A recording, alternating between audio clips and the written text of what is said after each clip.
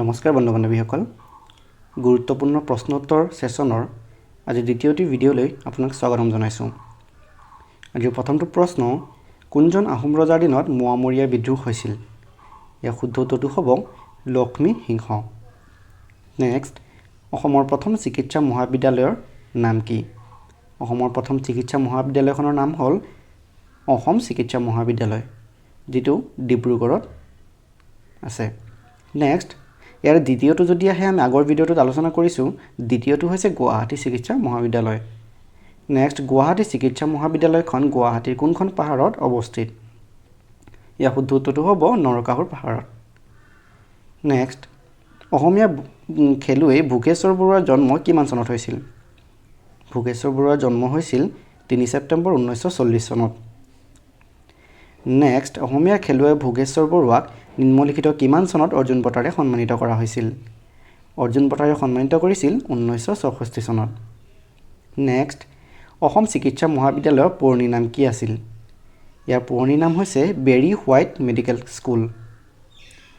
আহিব পাৰে এনেধৰণৰ প্ৰশ্নোত্তৰ। নেক্সট শিলচৰ চিকিৎসা মহাবিদ্যালয় কিমান চনত স্থাপন কৰা হৈছিল? শিলচৰখন কিমান চনত স্থাপন কৰা হৈছিলে? 1968 চনত। নেক্সট কিমান ছেপ্টেম্বৰত ভোগেশ্বৰ বৰুৱাৰ জন্মদিন অভিৰুচি ক্ৰীড়া দিৱস হিচাপে ৰাজ্যজুৰি পালন কৰা হয়? ইয়াৰ শুদ্ধ উত্তৰটো হ'ব 3 ছেপ্টেম্বৰ। নেক্সট এছিয়ান গেমছত সোণৰ পদক অৰ্জন কৰা প্ৰথমগৰাকী অসমীয়া খেলুৱৈ কোন আছিলে? ইয়াৰো শুদ্ধ উত্তৰটো হ'ব ভোগেশ্বৰ বৰুৱা। নেক্সট শ্ৰীমন্ত শংকৰদেৱ স্বাস্থ্য বিজ্ঞান বিশ্ববিদ্যালয়খন ক'ত অৱস্থিত? ইয়াৰ উত্তৰটো হ'ব গুৱাহাটীত। নেক্সট গুৱাহাটী চিকিৎসা মহাবিদ্যালয় কিমান চনত স্থাপন কৰা হৈছিল? গুৱাহাটী চিকিৎসা মহাবিদ্যালয়খন 1960 চনত স্থাপন কৰা হৈছিল। নেক্সট অসম চিকিৎসা মহাবিদ্যালয় নিম্নলিখিত কিমান চনত উদ্বোধন কৰা হৈছিল? শুদ্ধ উত্তৰটো হ'ব 1947 চনত। এইটো সকলোৰে চাগে মনত থাকিব। নেক্সট কিমান চনত বেংককত অনুষ্ঠিত এছিয়ান গেমছৰ 800 মিটাৰ দৌৰত ভোগেশ্বৰ বৰুৱাই সোণৰ পদক অৰ্জন কৰিছিল? ইয়াৰ শুদ্ধ উত্তৰটো হ'ব 1964 চনত। ভোগেশ্বৰ বৰুৱাৰ লগত সম্পৰ্কিত কোনোবা এটা কুৱেশ্যন আপোনালোকে প্ৰত্যেক পৰীক্ষাতে হয়তো দেখা পাব, গতিকে এইসমূহ প্ৰশ্নোত্তৰ আপোনালোকে ভালদৰে মনত ৰাখিব। নেক্সট হেম সৰস্বতীয়ে কোনজন কমতা ৰাজ্যৰ ৰজাৰ পৃষ্ঠপোষকতা লাভ কৰিছিল? ইয়াৰ শুদ্ধ উত্তৰটো হ'ব দুৰ্লভ নাৰায়ণ।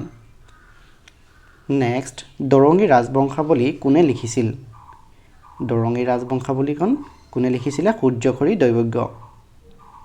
নেক্সট তলৰ কোনটো ধূমকেতু ৭৬ বছৰ মূৰে মূৰে দেখা যায়? ইয়াৰ শুদ্ধ উত্তৰটো হ'ব হেলি ধূমকেতু। হেলি ধূমকেতুটো কিমান বছৰ? 76 ইয়াৰ্ছ পিছে পিছে আমি দেখিবলৈ পাওঁ। নেক্সট ৰঘুদেৱ কাৰ পুতেক আছিল?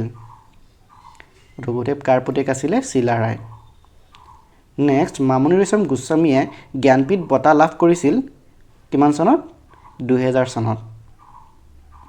নেক্সট কাৰ্বি জনগোষ্ঠীৰ কোনটো প্ৰধান উৎসৱ মৃতকৰ আত্মাৰ শান্তি কামনা কৰি পতা হয়? ইয়াৰ শুদ্ধ উত্তৰটো হ'ব চমাংকান। এনেধৰণৰ জাতি জনগোষ্ঠীৰ ৰিলেটেড কিছুমান কুৱেশ্যনো আপোনালোকে দেখা পাব। সীমান্ত সুৰক্ষা বাহিনী BSF কেতিয়া গঠন কৰা হৈছিল? উত্তৰটো হ'ব 1965 চনত। নেক্সট সাহিত্য অকাডেমি পুৰস্কাৰ লাভ কৰা প্ৰথম অসমীয়া পুথিখন কোনখন আছিলে? বনফুল। নেক্সট মহাভৈৰৱ মন্দিৰ কোনে সজাইছিল? মহাভৈৰৱ মন্দিৰ সজাইছিল বান ৰজাই। নেক্সট প্ৰথম ভাৰতীয় মহিলা IPS বিষয়াগৰাকী কোন আছিল? আমি সকলোৱে জানো এইটো কিৰণ বেদী। নেক্সট ৰেড প্লানেট বুলি কোনটো গ্ৰহক জনা যায়? ৰঙা গ্ৰহ বুলি আমি কোনটো গ্ৰহক জানো? সেইটো হ'ল মংগল।